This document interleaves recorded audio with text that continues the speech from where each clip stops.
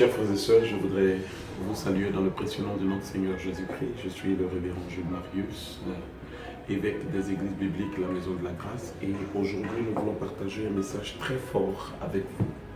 Avec chacun et chacune d'entre nous, nous voulons, dans le cadre de notre émission Enseignement, qui est sur notre chaîne YouTube EBMG TV, où nous invitons à partager les messages, nous invitons à ce direct aussi à partager les messages, partager à vos amis, parce que il est important que la parole de Dieu soit annoncée avec force et puissance. Il est important que nous puissions diffuser la parole de Dieu. Et actuellement, je me retrouve avec vous, espérant que vous me suivez.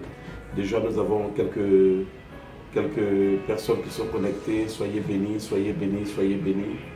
Je voulais saluer la servante de Dieu, Léa, épouse Conan, qui est connectée. Que la faveur de Dieu soit sur vous.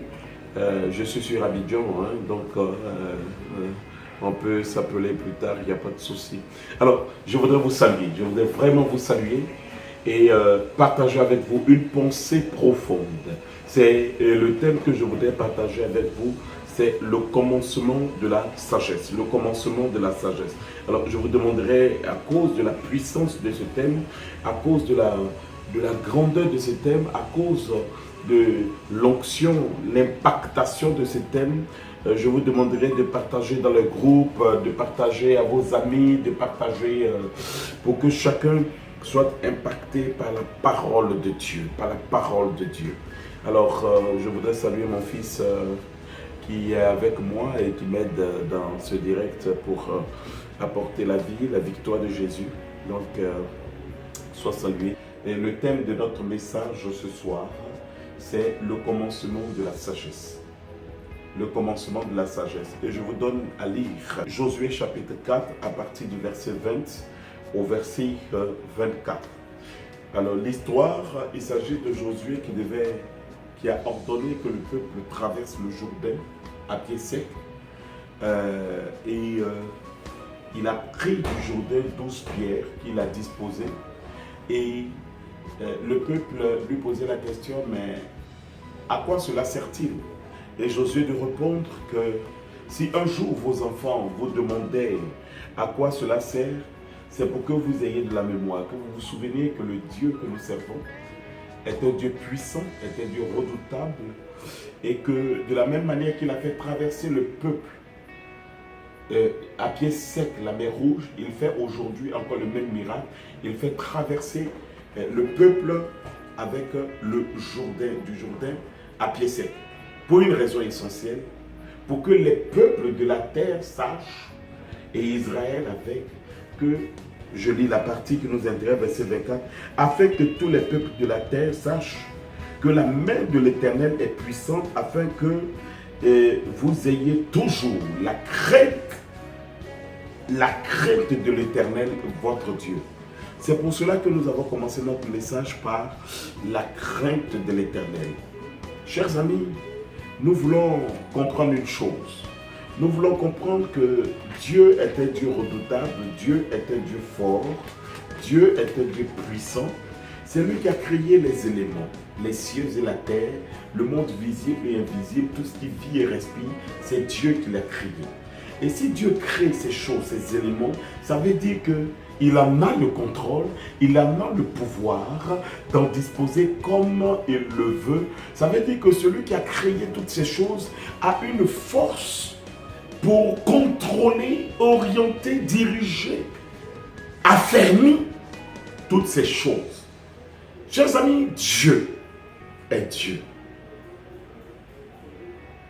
Et la crainte de l'Éternel n'est pas une vue d'esprit.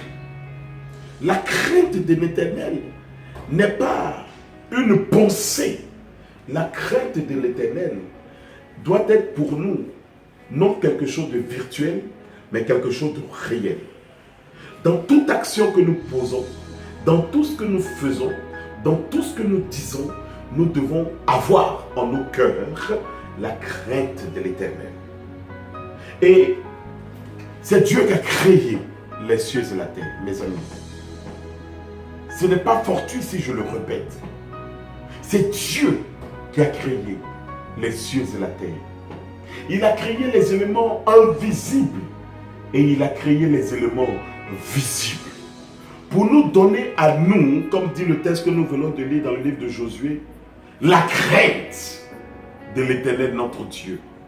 Pour que nous sachions que notre Dieu est redoutable. La Bible dit que selon les commandements, tu prononceras le nom de l'Éternel avec crainte, avec respect. Mais comment utilisons-nous le nom de l'Éternel de nos jours? Nous utilisons le nom de l'Éternel à notre bon vouloir, selon notre intelligence et selon notre connaissance, alors que nous devons utiliser le nom de Dieu avec crainte. La Bible dit servez l'Éternel avec crainte et tremblement. C'est l'Éternel que nous devons servir avec crainte et tremblement. C'est lui seul qui doit être notre guide. Lui seul qui doit être notre inspiration. C'est l'Éternel seul qui doit nous conduire dans ce que nous faisons, dans ce que nous disons, dans ce que nous aspirons. Chers amis, si Dieu ne nous inspire pas la crainte, alors le monde nous inspirera la crainte. Écoutez, lisons le psaume, lisez avec moi le psaume 111.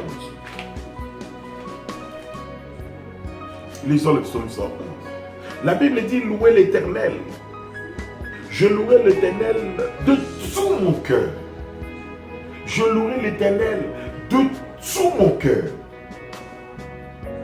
Dans la réunion des hommes droits et dans l'assemblée. Les œuvres de l'Éternel sont grandes, recherchées par tous ceux qui l'aiment, qui les aiment. Son œuvre n'est que splendeur et magnificence. Et sa justice subsiste à jamais. Il a laissé à la mémoire il a laissé la mémoire de ses prodiges. L'Éternel est miséricordieux et compatissant. Et la Bible dit au verset 5, il a donné la nourriture à ceux qui le craignent. Il a donné la nourriture à ceux qui le craignent. Il se souvient toujours de son alliance. Il se souvient toujours de son alliance. Je reprends le verset 7. Il a donné la nourriture à ceux qui le craignent. Il se souvient toujours de son alliance. Il a manifesté à son peuple la puissance de ses œuvres en lui livrant l'héritage des nations. Les œuvres de ses mains sont fidélité et justice. Toutes ses ordonnances sont véritables, affermies pour l'éternité, faites avec fidélité et droiture. Il a envoyé la délivrance à son peuple. Il a établi pour toujours son alliance. Et son nom est saint et redoutable. Son nom est saint et redoutable. La crainte de l'Éternel est le commencement de la sagesse. La crainte de l'Éternel est le commencement de la sagesse. Je me souviens que lorsque Salomon a succédé à David, la Bible dit que Dieu est venu voir Salomon et lui a demandé une chose. Dieu lui a dit, dis-moi ce que tu désires et je te le donnerai. Salomon s'est rendu compte que David, son père, avait amassé toutes sortes de richesses. David avait amassé et était puissamment établi. Donc, il n'avait plus nécessairement besoin de richesse. il a compris une chose. La chose la plus importante, c'est de posséder la sagesse. C'est de posséder la sagesse. Or, nous savons que la sagesse est la mère de toutes les vertus. Et à cause de ce que Salomon a possédé, a demandé la sagesse à Dieu, la Bible déclare que Salomon a obtenu de Dieu au-delà de ses espérances. Mes amis, je voulais partager avec vous cette pensée, vous qui êtes connectés, vous qui êtes avec moi, vous qui nous suivez sur Facebook, vous qui nous suivez sur YouTube. Je voulais partager avec vous cette pensée. Nous devons avoir dans nos cœurs la crainte de l'Éternel. La crainte de l'Éternel. Vous savez, la crainte de l'Éternel a disparu des cœurs des chrétiens, des enfants de Dieu. Écoutez, si vous n'avez pas la crainte de l'Éternel, alors les éléments feront en sorte que vous ayez la crainte de l'Éternel. La pluie fera que vous ayez la crainte de l'Éternel. Le soleil fera que vous ayez la crainte de l'Éternel. La fraîcheur, le froid fera que vous ayez la crainte de l'Éternel. Si vous ne craignez pas Dieu, qui est la couverture et la protection de notre vie, alors le diable fera en sorte que nous ayons la crainte de l'Éternel. La sagesse. La sagesse est la vertu, est la mère de toutes les vertus. Dans le psaume que nous venons de lire, le psaume 111, le psalmiste nous rappelle que le secret de la sagesse repose sur la crainte de l'Éternel. Le secret de la sagesse repose sur la crainte de l'Éternel. Tu ne peux pas dire que tu es un homme sage. Tu ne peux pas dire que tu es un homme de Dieu. Tu ne peux pas dire que tu es un enfant de Dieu si en ton âme, en ton cœur, tu n'as pas la crainte de l'Éternel. Tu ne peux pas dire que tu sers Dieu, tu connais Dieu, tu vis selon les aspirations de Dieu si tu n'as pas la crainte de l'Éternel. Avoir la crainte de l'Éternel, c'est le servir avec tendresse, avec humilité, avec amour. Nos sentiments n'ont rien à voir avec le service de Dieu. Nos sentiments n'ont rien à voir avec ce que nous devons faire, le service que nous devons rendre à Dieu, le témoignage qui doit être notre vie. Nos sentiments n'ont rien à y voir. Nos émotions ne comptent pas devant l'immensité, la force de Dieu. Et quand nous servons Dieu, nous devons le faire de tout cœur. Écoutez, au lieu de rester à polémiquer les uns contre les autres, à faire des palabres les uns contre les autres pour des futilités, des banalités, nous devons commencer à nous ressaisir et à avoir la crainte de Dieu. Je vais vous lire un passage, celui de Josué. Josué, chapitre 1er, au verset 1er. Et vous comprendrez que, bibliquement, théologiquement, spirituellement, nous devons servir Dieu, selon que Dieu le désire. La Bible dit, après la mort de Moïse, serviteur de l'Éternel, l'Éternel dit à Josué, fils de Nun, serviteur de Moïse. Je reprends, après la mort de Moïse, serviteur de l'Éternel, l'Éternel dit à Josué, fils de Nun, serviteur de Moïse. Chers amis, on connaît Dieu par le moyen du témoignage d'un homme.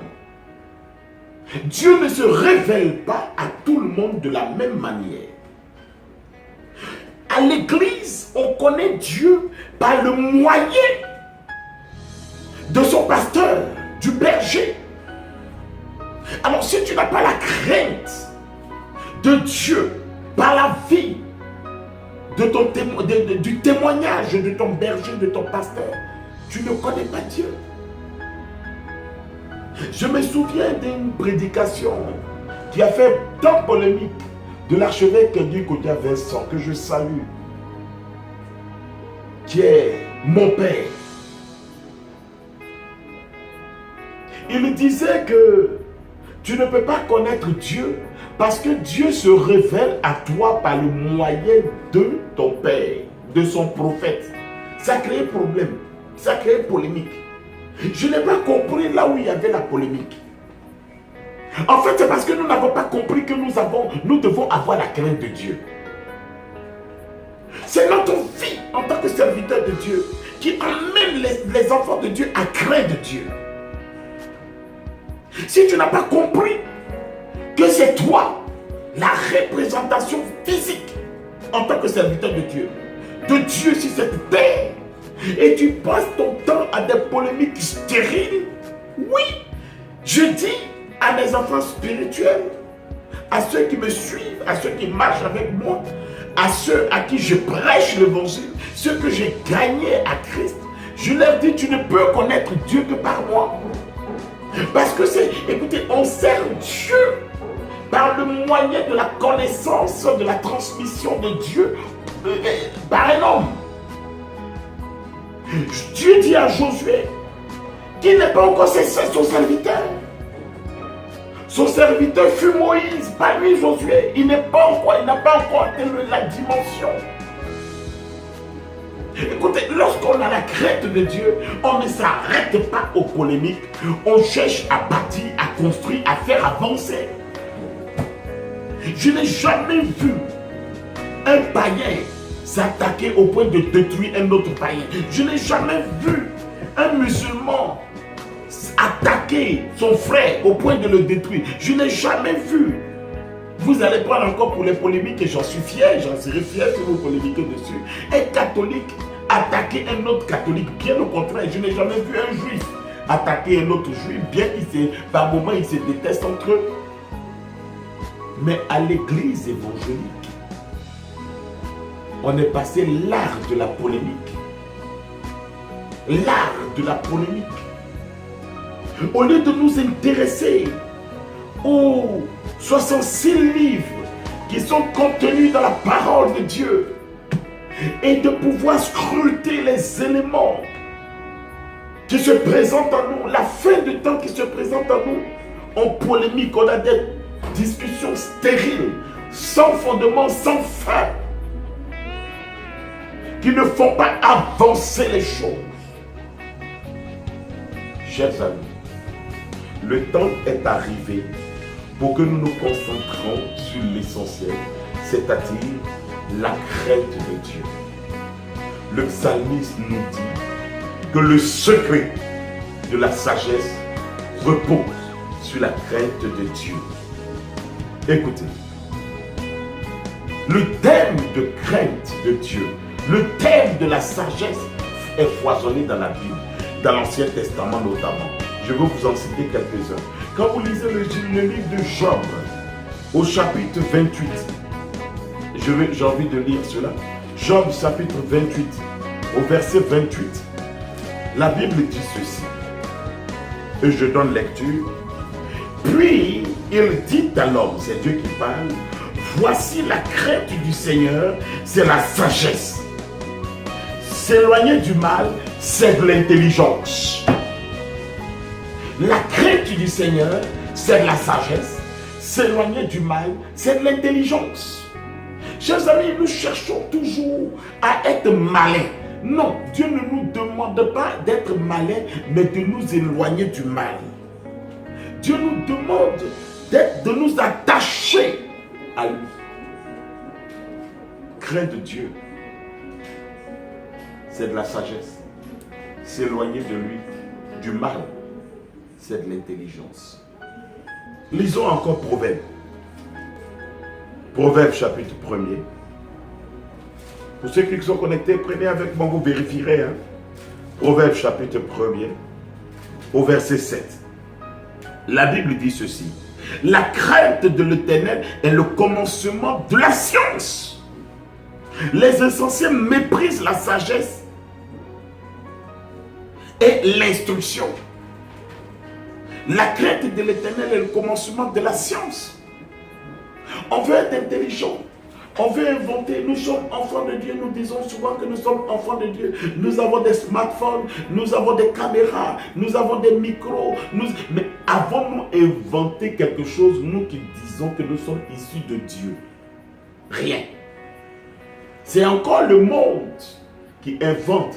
Et nous utilisons ce que le monde... Et souvent nous disons que... par exemple, quand nous prenons le clavier AZERTY, nous disons que le www, quand nous allons sur Internet, est lié au diable. Mais nous utilisons le téléphone et nous disons que l'endroit où c'est marqué le mot nom, N-O-M, le nom, c'est le 666. Mais nous utilisons le téléphone. Chers amis, n'ayons pas de polémique stérile. Concentrons-nous à avoir la crainte de l'Éternel pour que lui nous donne de la sagesse et de l'intelligence. Prenons encore Proverbe. Proverbe chapitre 9. Parcourons un peu la Bible. Ça nous fera du bien. Proverbe chapitre 9. À partir du verset 10. La Bible dit ceci. Le commencement de la sagesse, c'est la crainte de l'Éternel. Et la science des saints, c'est de l'intelligence. Le commencement de la sagesse. Le commencement de la sagesse, c'est la crainte de l'Éternel. Et la science des saints, c'est l'intelligence. Nous comprenons, nous voyons que c'est Dieu qui crée toutes choses. C'est Dieu qui nous inspire toutes choses. Écoutez, chaque fois que nous n'avons pas le moyen de demander des choses essentielles à Dieu, prenons le temps d'avoir en nos cœurs la crainte de Dieu, la crainte de l'Éternel, pour qu'il nous donne de la sagesse et de la science dans tout ce que nous faisons et dans tout ce que nous disons. Chers amis, je voudrais terminer par un passage, enfin un troisième passage, et nous allons aller vers la fin pour vous dire que la sagesse vient de Dieu. C'est dans le livre d'Ecclésiaste, Ecclésiaste chapitre 12. Ecclésiaste chapitre 12,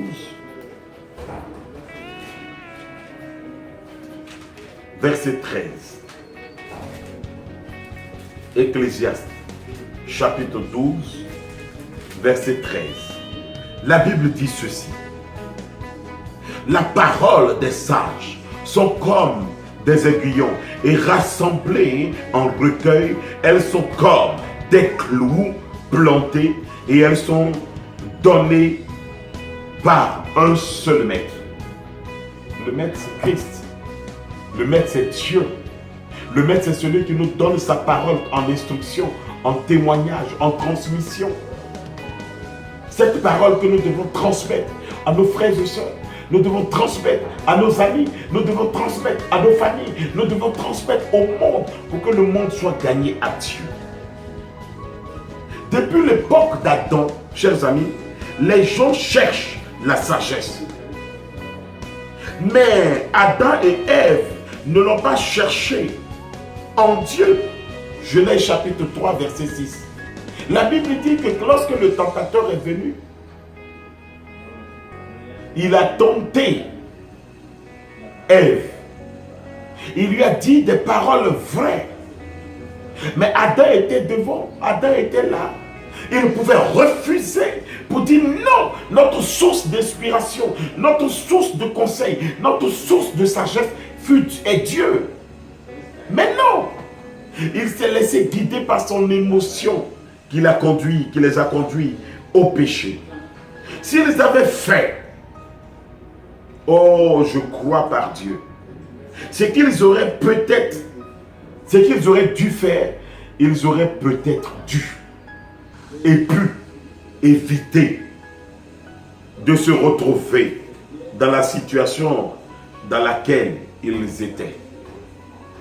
Chers amis, Jacques nous rappelle ceci. Si nous manquons la sagesse, nous pouvons la demander à Dieu. Dans le livre de Jacques, chapitre 5, chapitre 1er, verset 5. Si nous n'avons pas de sagesse, si nous manquons de sagesse, Nous pouvons demander à Dieu, c'est lui le dispensateur de toute grâce et de toute sagesse. Et le psalmiste dit que la crainte de Dieu et la confiance en la sagesse nous sont indispensables pour comprendre les œuvres de Dieu, les actions merveilleuses de Dieu. Mes amis, nous n'avons pas le droit, en tant qu'enfants de Dieu, de décevoir Dieu. Nous n'avons pas le droit, en tant qu'enfants de Dieu, d'utiliser le nom de Dieu, d'utiliser la parole de Dieu à notre fin personnelle. Nous devons utiliser le nom de Dieu avec crainte et tremblement. Donner la parole de Dieu en toute simplicité, en tout amour, en toute vérité. Chers amis, le commencement de la sagesse, c'est la crainte de Dieu. Remarquons ce qui se passe aujourd'hui dans le monde.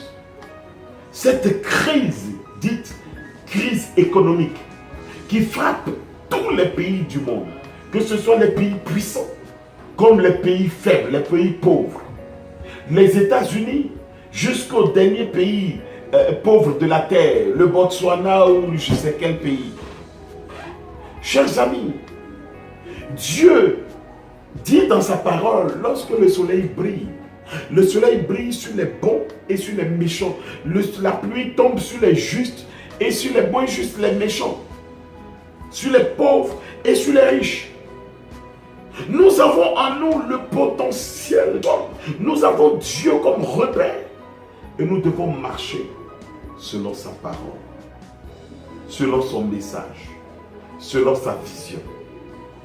Je crois que Dieu ne t'a pas amené à lui pour être le bourreau de ton frère, pour être le bourreau de ta soeur, mais pour acquérir la sagesse et servir Dieu en toute humilité et en toute grâce.